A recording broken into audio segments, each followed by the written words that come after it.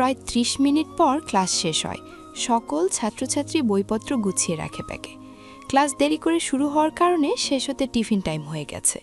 টিফিনের ঘণ্টা বাড়ি দেওয়ার শব্দ শুনে আদ্রিয়ান সকল শিক্ষার্থীদের অনুসরণ করে বলে ওঠে, তোমরা সকলেই টিফিন খেতে ক্যান্টিনে যাও, আমি বইপত্র গুছিয়ে পরে বের হব। সকল শিক্ষার্থী ক্লাস থেকে বের হয়ে যায় টিফিন খেতে। এখন শুধু মেঘ উপস্থিত আছে। বোর্ডের চিত্র অঙ্কন শেষ করতে মেঘের একটু লেট হয়ে যায়। মেঘ তার বইপত্র ব্যাগে গুছিয়ে রাখে, সেও টিফিন খেতে বাইরে যাবে। আর অন্যদিকে আদ্রিয়ান বোর্ডে থাকা লেখা মোছার জন্য একটা মুছনি নিয়ে তা পরিষ্কার করছিল। মেঘ তখন টিফিন খাওয়ার জন্য বাইরে যাচ্ছিল। আদ্রিয়ানকে বোর্ড পরিষ্কার করতে দেখে মেঘ এগিয়ে গিয়ে বলে, আদ্রিয়ান স্যার, মুছনি আমাকে দেন, আমি পরিষ্কার করে দিচ্ছি। আদ্রিয়ান মেঘের কথা শুনে তার সাথে থাকা মুছনি মেঘের দিকে বাড়িয়ে দেয়। মেঘ এগিয়ে গিয়ে তার থেকে মুছনি নিয়ে বোর্ড পরিষ্কার করতে থাকে। আদ্রিয়ান তাকিয়ে দেখছে মেঘকে আর মিটমিট করে হাসছে। পরিষ্কার করা শেষ হলে হাতের নোংরা মুছনি টেবিলের উপর রেখে আদ্রিয়ানের দিকে তাকিয়ে মেঘ প্রশ্ন করে, আপনি তখন ক্লাসে তিহানার আমাকে বকা দিলেন কেন? আমরা সত্যি কোনো কথা বলিনি, তবুও এমন করে পুরো ক্লাসের সামনে অপমান করলেন কেন? আদ্রিয়ান জানত মেঘ এই প্রশ্ন তাকে অবশ্যই করবে। সে খুব সাধারণভাবে বলে ওঠে, তুমি আর তিহান ক্লাসে কথা বলছিলে, তাই বকা দিয়েছি। তিহান আর আমি মুখ দিয়ে একটা শব্দও উচ্চারণ করিনি, কিন্তু চোখে চোখে তো কথা বলছিলে। কি চোখে চোখে কথা বলছিলাম মানে? এখন কি আপনার ক্লাসে চোখ দিয়ে কাউকে ইশারা অবধি করা যাবে না? মেঘের প্রশ্ন শুনে আদ্রিয়ান তার কপাল আঙুল দিয়ে টোকা দেয় আর তারপর মুখে শয়তানি হাসি দিয়ে বলে, না, যাবে না, কারণ আমার ক্লাসের রুলস এইটা। কথা বলা তো দূরের বিষয়, চোখে চোখে ইশারা অবধি দেওয়া যাবে না। আদ্রিয়ান কথাটা বলে হাসি মুখে সেখান থেকে চলে যায়। মেঘ অবাক হয়ে পিছন থেকে বলে ওঠে, হোয়াট, এটা কেমন অদ্ভুত নিয়ম? মেঘের কথার উত্তরে আদ্রিয়ান আর কোনো কথা বলে না। সে বড় বড় পা ফেলে ক্লাসরুম থেকে বের হয়ে যায়। মেঘের মনে মনে শতখানেক গালি দেয় আদ্রিয়ানকে, কিন্তু সম্পর্কে শিক্ষক হয় বেশি গালি দিতে পারে না। এরপর মেঘ টিফিন করার উদ্দেশ্য ক্যান্টিনে চলে যায়। সেখানে নুহা বসেছিল। ক্যান্টিনের টেবিলের ওপর কাঁধে ঝুলন্ত ব্যাগ রেখে চেয়ার টান দিয়ে বসে পড়ে মেঘ। এরপর নুহাল আর মেঘ একসাথে খাবার অর্ডার করে। তারা দুজনে বসে গল্প করতে থাকে। দুপুর 2টা কলেজ গাউনের মাঝ বরাবর দাঁড়িয়ে কলম হাতে নিয়ে কপাল উঁচু করে ছাত্রছাত্রীদের সাথে কথা বলছিল আদ্রিয়ান। আজ টিচার মিটিং করা হয়েছিল, মূলত নবীন বরণ অনুষ্ঠানের জন্য। পরশুদিন কলেজে নবীন বরণ অনুষ্ঠান হবে। অনুষ্ঠানের প্রায় বেশিরভাগ দায়িত্ব এসে পড়েছে আদ্রিয়ানের ওপর, কারণ কাল বড়দিন আর এই কলেজের বেশিরভাগ শিক্ষক খ্রিস্টান। বছরের একদিন তারা পরিবার আত্মীয়স্বজন নিয়ে কাটাতে চায়। কলেজের নবীনবরণ অনুষ্ঠান আরও কয়েকদিন পরে হওয়ার কথা ছিল। বড়দিন শেষ হলে কিন্তু অনুষ্ঠানের যে প্রধান অতিথি, উনি জরুরি প্রয়োজনে কয়েক মাসের জন্য বিদেশে চলে যাবে। যদি এখন অনুষ্ঠান না করা হয় তবে উনি আর আসতে পারবেন না, যার জন্য বাধ্য হয়ে নবীনবরণ অনুষ্ঠান 26শে ডিসেম্বর করা হয়েছে।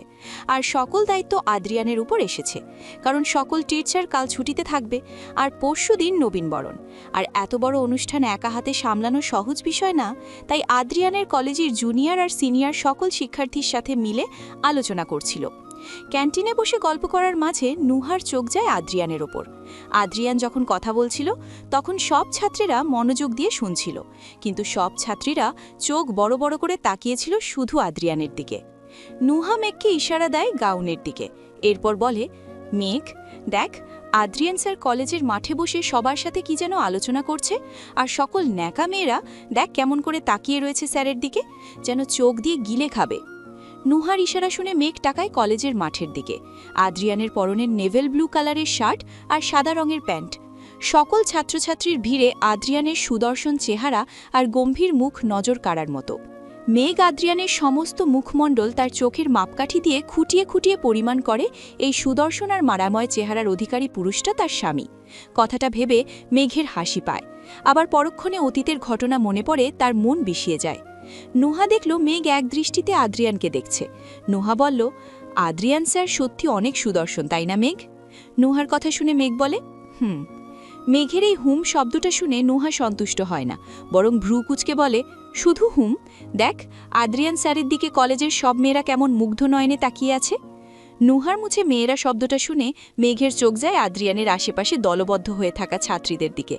নবীনবরণ অনুষ্ঠানের কথা এখনও অবধি মেঘ জানে না।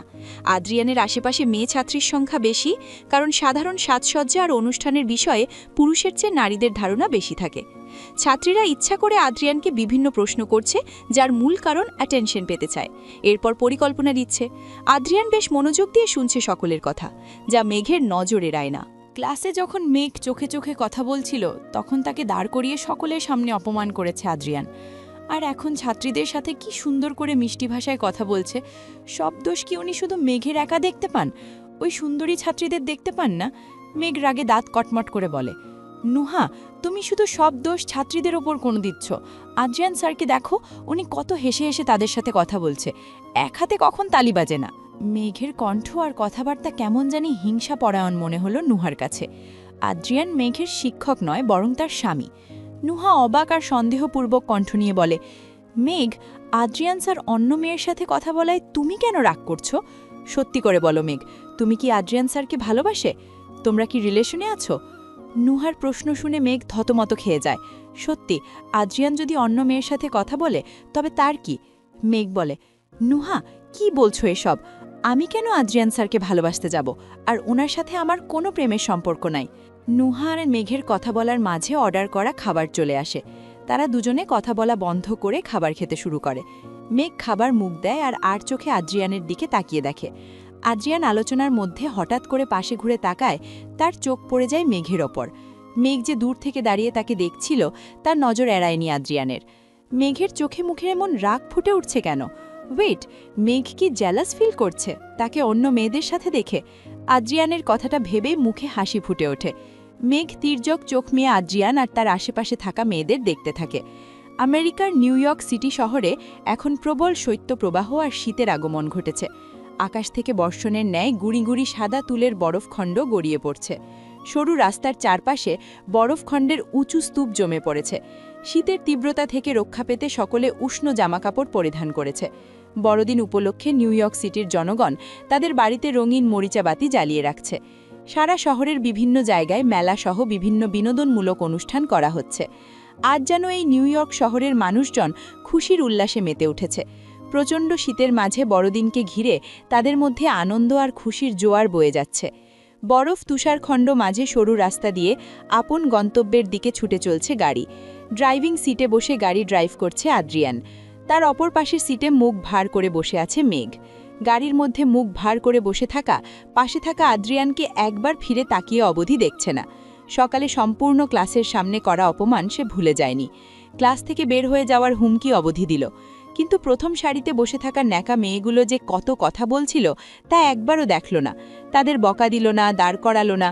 অবশ্য দাঁড় করাবে কেন? তারা প্রিয় ছাত্রী হয় না আদ্রিয়ানের। দুপুরে কলেজ গাউনে রোদের মধ্যে দাঁড়িয়ে কত ভালোবাসে আর হেসে হেসে কথা বলছিল তাদের সঙ্গে, যেন ছাত্রী না, ওরা তার প্রেমিকা। অথচ মেঘের সাথে কথা বলার সময় মুখ গম্ভীর আর রাগী চেহারা নিয়ে থাকে সবসময়। মেঘের সকল দোষ সবার প্রথম চোখে পড়ে আদ্রিয়ানের, আর ওনার সুন্দর ছাত্রীরা কোনো দোষ করতে পারে না।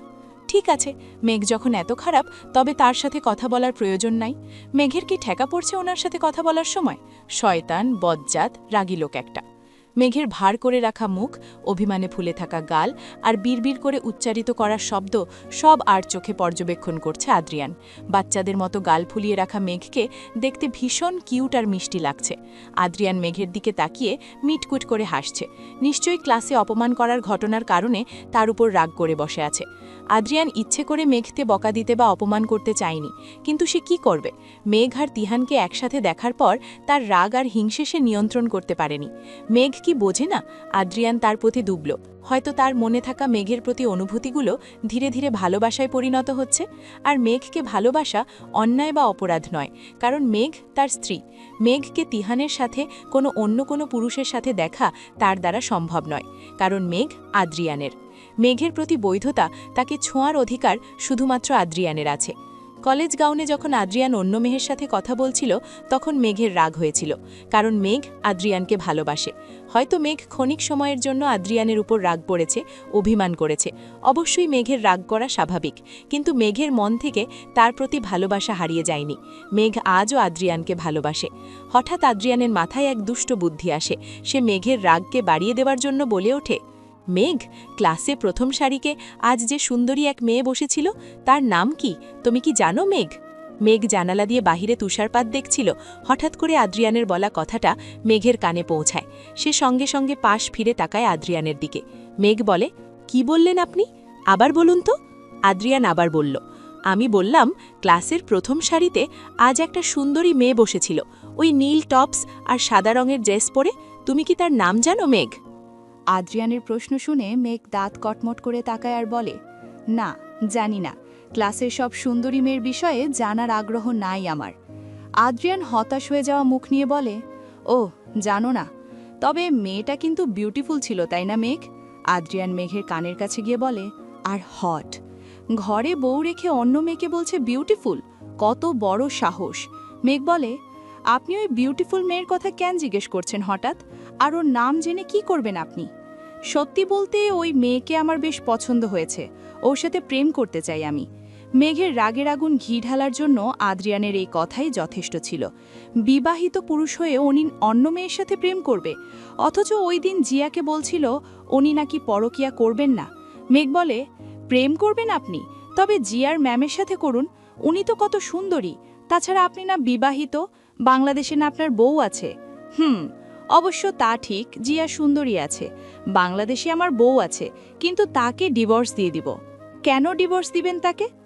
আসলে কি জানো, বাংলাদেশে থাকা আমার বউ অনেক কালো আলকাতরার মতো আর হাতির মতো মোটা।